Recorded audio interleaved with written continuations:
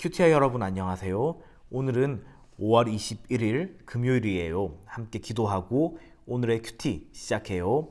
하나님 아버지, 오늘 아버지의 말씀 앞에 서게 하시니 감사합니다. 이 말씀을 읽고 묵상할 때 하나님께서 기뻐하시는 것과 하나님께서 싫어하시는 것을 잘 깨달으며 분별하며 살아가는 하루 되도록 인도해 주세요. 예수님 이름으로 기도합니다. 아멘. 오늘 큐티의 제목은 죄를 멈추고 돌아와야 해요. 함께 읽을 말씀은 예레미야 7장 16절, 25절, 26절이에요. 이 말씀을 우리를 대표해서 엄요셉 친구가 읽어 드릴게요. 예레미야야, 너는 이 백성을 위해 기도하지 마라. 너희 조상이 이집트의 땅을 떠난 날부터 오늘 이르기까지 나는 내 종 예언자들을 너에게 보낸다. 그를 끊임없이 너희에게 보내고 또 보낸다. 그러나 너희 조상은 내 말을 승진하지 않고 귀 기울이지도 않았다. 그런즉 너는 이 백성을 위해 기도하지 마라. 너희는 조상의 애굽 땅에서 나온 날부터 오늘까지 내가 내 종 선지자들을 너에게 보내되 끊임없이 보내었으나 너희가 나에게 순종하지 아니하며. 아멘.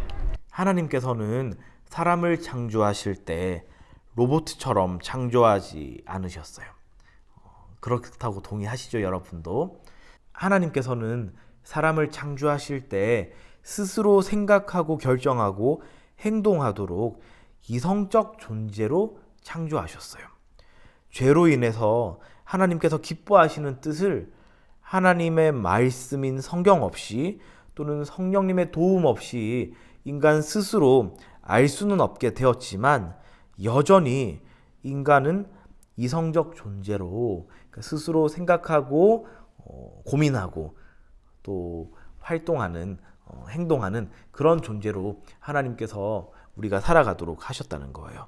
그런 인간에게 하나님께서 성령님을 통해서 예수 그리스도 안에서 거듭난 이성, 그러니까 신앙적 이성을 갖게 해주셨어요. 여러분, 예수님이 오시기 전, 그러니까 지금 오늘 본문에서처럼 이스라엘 백성, 특히 유다 왕국의 백성은 선지자들을 통해서 하나님께서 기뻐하실 만한 뜻을 알도록 하나님께서 알려주셨어요.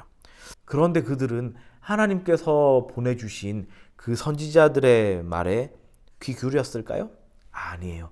항상 여러 번 귀 기울이지 않고 자기 마음대로 생각하고 판단하고 행동하며 살아갔어요. 하나님께서 인간을 로봇으로 창조하지 않으신 것처럼 그들의 행동에 대한 책임을 하나님께서는 물으세요. 그래서 하나님께서는 예레미야에게 심지어 이 백성을 위해 기도하지 말라고까지 단호하게, 매우 단호하게 말씀하고 계세요. 여러분, 하나님께서 경고하실 때 죄를 멈추고 돌아오는 그런 우리 큐티아의 공동체 되길 주님의 이름으로 축원합니다. 오늘의 질문이에요. 하나님께서는 왜 예레미야에게 백성을 위해 기도하지 말라고 하셨나요? 이 질문의 답은 하나님께서 백성에게 여러 번 심판을 경고하셨지만 백성이 말씀에 불순종하고 귀 기울이지 않았기 때문이에요가 되겠죠. 5손가락 묵상이에요.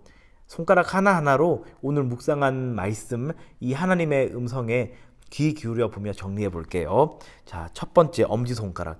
이 본문에서 하나님은 누구신가요? 저는 오늘 본문 속에서 하나님을 단호하신 분으로 묵상해 봤어요. 자, 두 번째 검지손가락. 이 본문이 나에게 지적하는 죄는 무엇인가요? 저는 하나님께서 선물해 주신 자유로운 사유 활동을 가볍게 여긴 것을 회개했어요. 하나님께서는 우리를 로봇으로 창조하신 게 아니라 로봇가 아닌 스스로 생각하고 판단하고 행동할 수 있는 이성적 존재로 창조하셨잖아요. 그리고 우리가 예수님 안에 놓여 있는 우리가 이제는 거듭난 이성으로, 거듭난 신앙적 이성으로 생각하고 판단하고 활동하는 큰 은혜를 주셨는데, 제가 좀 때때로는 그런 것을 가볍게 여긴 게 있어요. 자, 세 번째, 자, 중지손가락. 이 본문이 나에게 주는 교훈은 무엇인가요?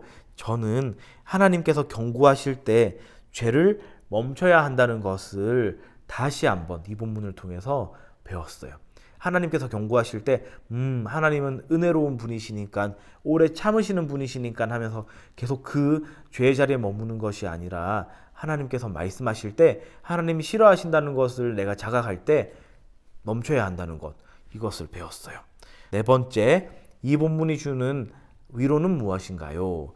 저는 하나님의 심판의 말씀, 경고의 말씀을 성경 66권에 모두 기록해 놓으셨다는 것, 이것을 오늘 이 본문을 통한 위로로 묵상해 봤어요.